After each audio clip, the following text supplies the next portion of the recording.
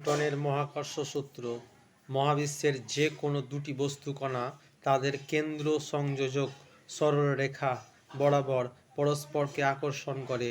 এই আকর্ষণ বলের পরিমাণ বস্তুকণা দুটির ভরের গুণফলের সমানুপাতিক এবং তাদের মধ্যবর্তী দূরত্বের ব্যস্তানুপাতিক।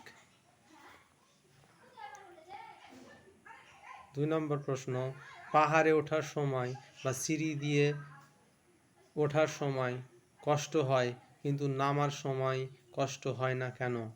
পাহাড়ে বা সিঁড়ি দিয়ে ওঠার সময় অভিকর্ষ বলের ক্রিয়ার বিপরীতে আমাদের স্মরণ হয়।